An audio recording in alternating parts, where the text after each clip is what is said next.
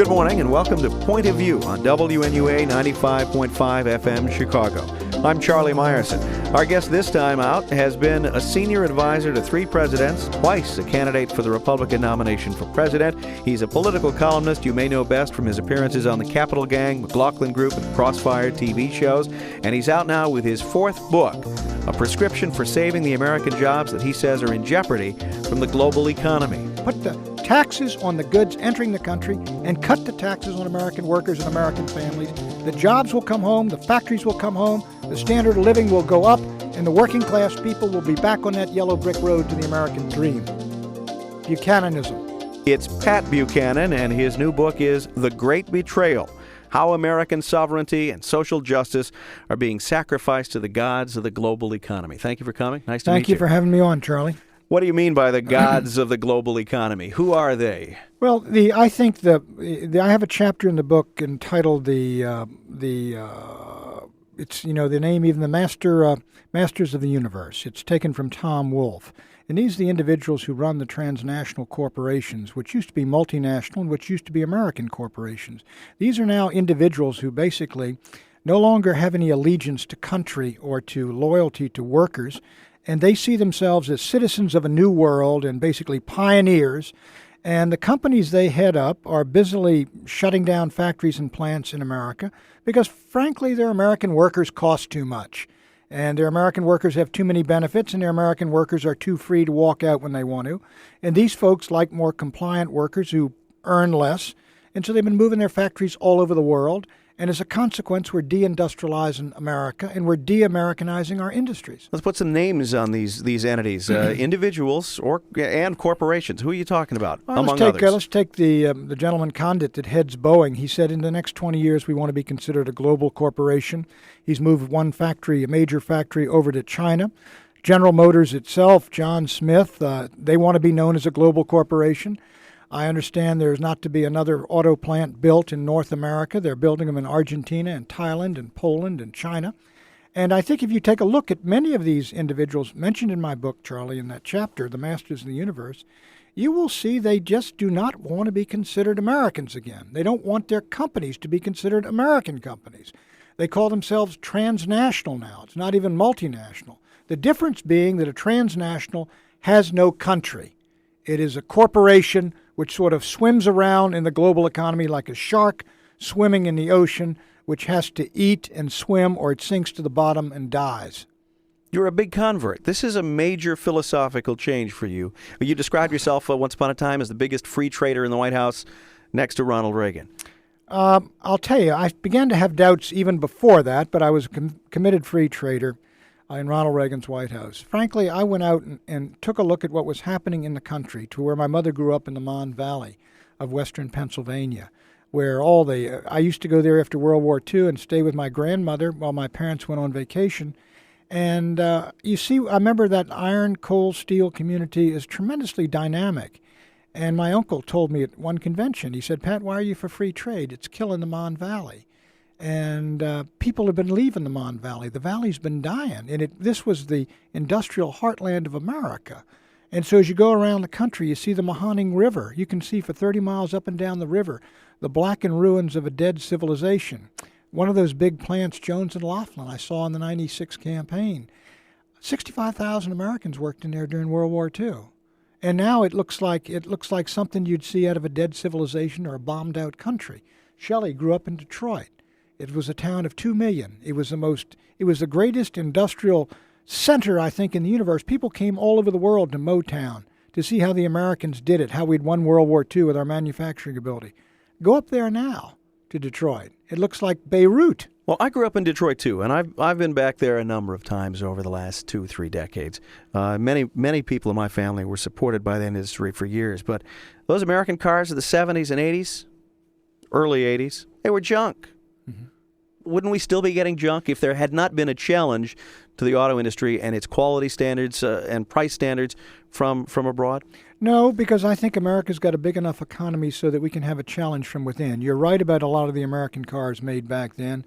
The arrogance of the unions, the arrogance of management, the belief that we're going to be on top forever, and even the belief that imports don't make any difference. I have no problem, Charles, with imports. But what I do think that every imported car should carry in its cost the same taxes for American defense and for Social Security and Medicare as an American car built in the United States. I would put that tax on in the form of a tariff. Secondly, I would tell the foreign companies, the Japanese companies who built outstanding cars in the 80s and 90s, where they built junk in the 50s, I would tell them, look, if you want to move your factory and bring your technology to America and bring your ideas and your management prescriptions and build your plant here, and you beat Americans on their own playing field, you win. That way American consumers can buy their Toyotas made in the USA, or they can buy a Ford made in the USA. American consumers would have the same opportunity to buy the quality products, but American workers would get all of the jobs. That's what Lincoln said, you know.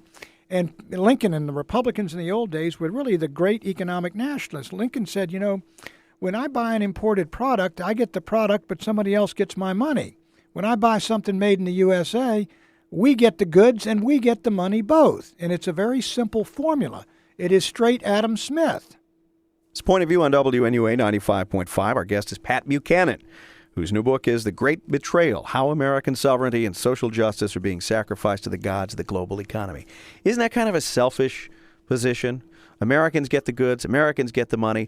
There are people in other parts of the world, I'm playing devil's advocate here, of course, in other parts of the world who need jobs and need money and need food for their families as much, and in some cases more, than Americans do. Isn't that a selfish perspective for Americans to take? Thank you. But the American statesmen are responsible for the American economy and the American nation. And the primary objective of an American economy is the highest standard of living on earth for the American people.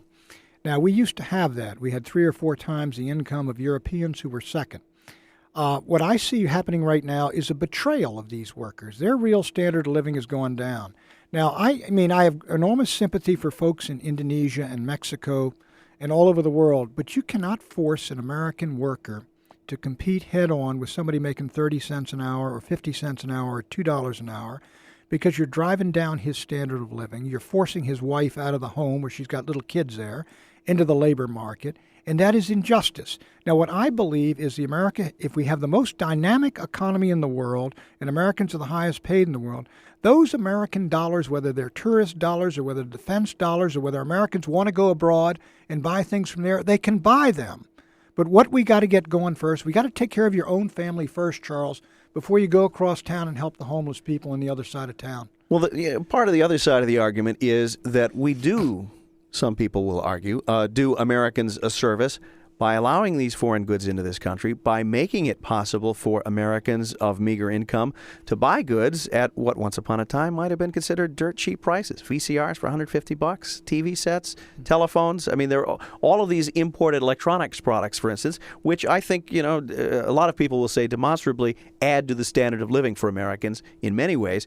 Those things would not be accessible to some of the poorest families in this country if it weren't for these foreign imports, these cheap goods. I disagree entirely because history contradicts that. Between 1865 and 1913, we had the highest tariff wall in American history, 40 to 50%, the McKinley tariff, the Dingley tariff, the Morrill tariffs. And what happened in those years, Charles? Not only did the American standard of living soar above all other countries, average growth each year, even though we had a couple of recessions like 93 and 07, was 4% a year, industrial growth 4.5% a year, imports fell to 4% of GDP, prices fell by 50% between the end of the Civil War and the beginning of World War I.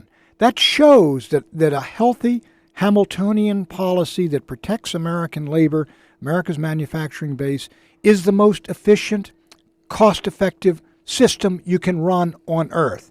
What I'm saying is that by suddenly moving your plants abroad and getting a couple of dollars off a price now, you are selling out your country and your workers, and you're selling off your family estate, and that's something you can only do once. After all your manufacturing is gone, Charles, you will find out that the people over there don't want those little pieces of paper you exchange for their automobiles and VCRs, those little pieces of paper called dollars, and they suddenly become worth less and less and less.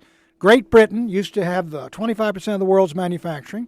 It's now got 3%, and the per capita income, I believe, in Singapore exceeds that of Great Britain. Britain's got an economy the size of Italy now. You can do that for a long time, but you ought to know that you're marching downhill. You're not like the first generation Rockefeller. You're like the fourth generation Rockefeller. Point of view on WNUA 95.5. Charlie Myerson here talking to former presidential candidate Pat Buchanan, out with a new book called The Great Betrayal. The news item crossed the wires last month, the Dallas Federal Reserve Bank study suggesting that things, by some measures, are a lot cheaper now than they were, say, in the 50s when weighed against wages. Half a gallon of gas in the 50s, the equivalent of 16 minutes of work by the average factory worker. It's substantially less now. A car took 1,600 hours of work, 300 hours of work more than the figure now. What do you say about numbers like listen, that? There's no doubt. Look, I am not against technological change in America, and we don't want to stop technological change. But again, let's go back, and I don't deny those. Frankly, I think gasoline, if it's $1 a gallon, I remember, putting 4 gallons in a tank or 5 gallons in it for $1. But I think the dollars, frankly, it is cheaper. Let's say that. Oil and gas are cheaper. Cheaper wasn't in the 1950s. It's historic lows. Of course, now, we only got about 5 inflation. miles a gallon in those cars anyhow. A gallon goes farther. It's cheaper now and weighed against wages and inflation and everything else. Now, your point is, though, that technological change is not bad. But in the kind of economic system I'm talking about, you would still get the benefits of technological change. If you got robots moving those TV cameras around that now move around the floors and come at me with nobody behind them. But all I want is Americans making the robots, Americans making the cameras. That's another new industry. These things mean our problem is, as I say, that we consume the same number of industrial goods and manufacturing goods, even more than we ever did. We just don't make them here. And we can make them here, and they get cheaper and cheaper if Americans, if you got this huge market working to reduce prices. Practical steps. What do you want to do? How do you want to fix what you see as this major threat to the American economy? Well, let me take the two predatory traders, China and Japan. China buys $12 billion a year from the United States, and it sells us $62 billion. It buys 1/10 of 1% of our GDP, and we buy 7% of its GDP. We provide all of its cash reserves. In other words, China is utterly dependent on the United States. First thing, I would call them up and I'd say, you got a 40% tariff and tax on American goods entering the country. Get rid of it. And I'm talking about next week. And if you don't get rid of it, you're going to get a 40% tariff and tax on Chinese goods entering the United States. Secondly, since we buy all your goods and we're responsible for your growth, I don't want to hear about you guys buying Airbus. I want you to be buying Boeing jets. And I want you to open markets to this American agriculture. We can feed your country far more cheaply than a lot that's going on now. I want you to buy from the United States of America.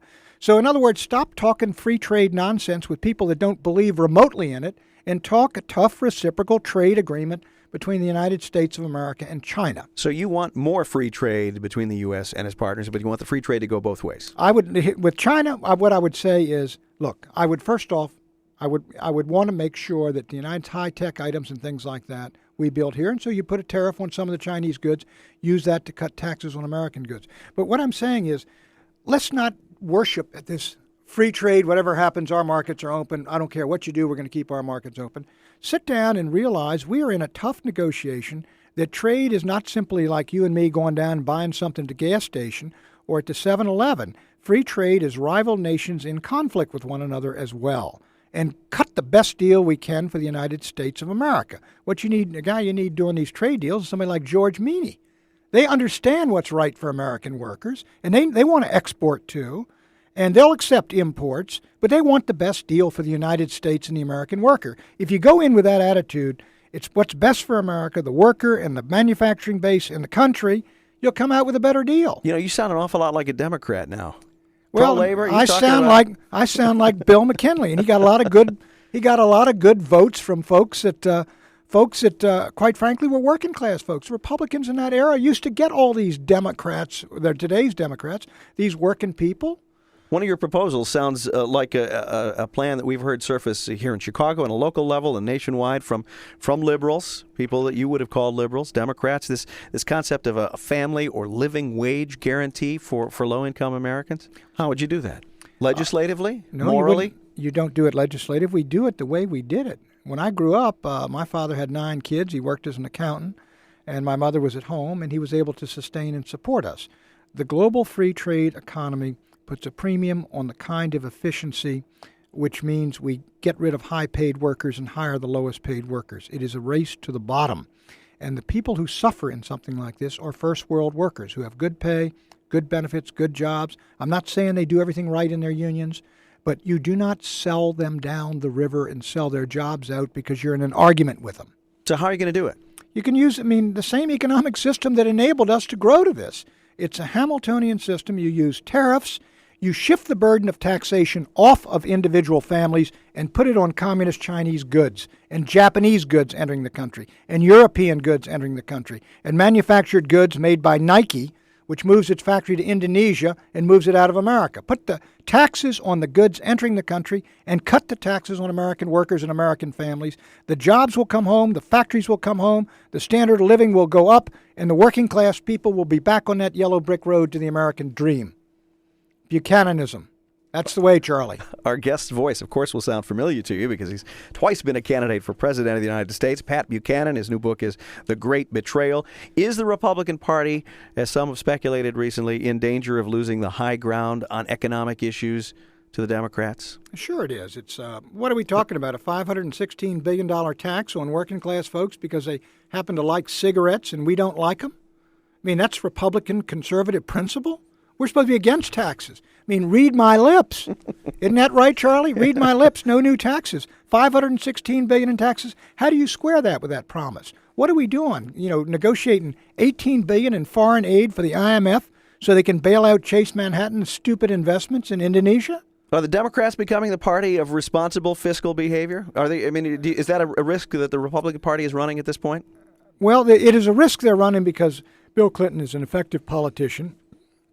And Bill Clinton will grab any issue the Republicans leave lying around. He's very opportunistic in that sense. And I think the Republicans better wake up, and they've given away an awful lot to Clinton, and they better not give away the tax issue and the small government issue. Are the Republicans, you think, a little too preoccupied with some of the moral issues, abortion, for instance? Well, I don't think you can be too preoccupied with the slaughter of 35 million unborn children since 1973. It ought to be on our minds constantly. It is my judgment, the greatest crime in the history of this nation. It's the stain on American honor, and it's an awful situation. But it's splitting the Republican Party. I don't give a damn if it's splitting the Republican Party, Charlie. It's the wrong thing. I don't know if you can say damn on this radio station. We'll find out. Well, don't bleep it out. They're liable to think I said something else. I will not bleep it out. We'll go on. We'll find out. I'll bear the brunt of this. House Speaker Gingrich has floated the prospect in the last few days of letting Great Britain into the NAFTA alliance. What do you think of that? That's an idea that I had 10 or 15 years ago. There is a country, for example, where regulations are comparable to ours, where wages are pretty comparable to ours, where the language is common, the heritage and history are common. I think that is an excellent idea. I'm not against a free trade zone where you're not putting Americans in competition with people making 50 cents an hour. In other words, I would say it is much more of a compatible fit with an American economy, our British cousins, than Mexico is. And it's not because I don't like Mexican folks. It's simply because the extraordinary differences in culture and regulation and wages with Mexico make that an uneven tilt, and so all your factories simply will go down to Mexico. They won't all go to Britain. A lot of them will come from Britain right to here. Would you zap NAFTA? No, you can't zap NAFTA because, a lot of things have happened and decisions have been made and people have invested down there. And you don't destroy somebody's investment because they did it in good faith based on laws that existed at the time. But what you got to say, one example, Mexico exports now 10 times as many automobiles to us as we export to Mexico. That wasn't the way it was supposed to be. We're just shipping our autos factory down there. So I think what you'd have to say is, look, we're going to put a quota on cars coming in from Mexico roughly equal to this year's total. In other words, what you got of the auto industry, you got, but you're not getting any more.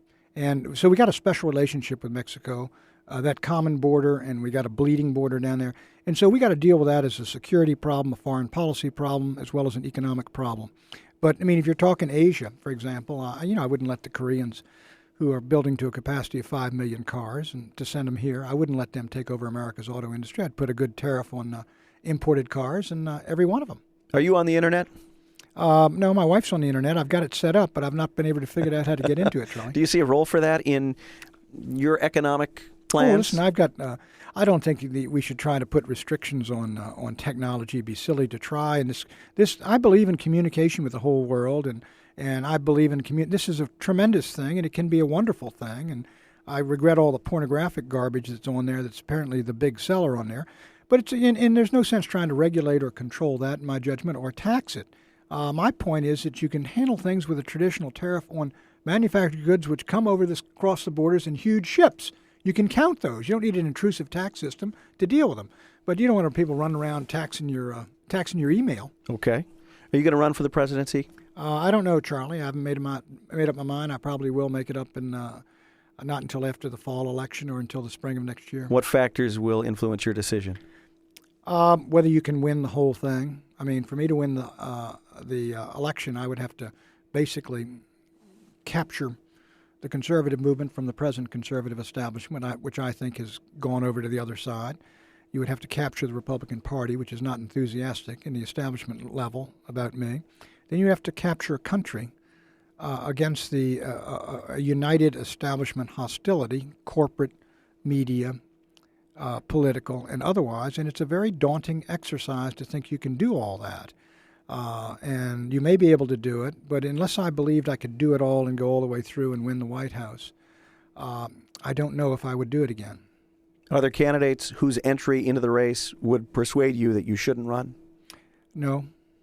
I can't think of any candidate. I mean, if you take on the President of the United States in 10 weeks on a gamble, there's nobody going to run you out. Any regrets about the last two campaigns you ran? If you do it again, will you do anything differently? Probably not hoist so many guns over my head in Arizona. Our guest on Point of View on WNUA 95.5 has been Pat Buchanan. His book is The Great Betrayal: How American Sovereignty and Social Justice Are Being Sacrificed to the Gods of the Global Economy. $22.95 from Little Brown. Mr. Buchanan has autographed this copy of the book, and we will send it to the first listener to email us a pledge for $25 to the WNUA Cares for Kids Foundation.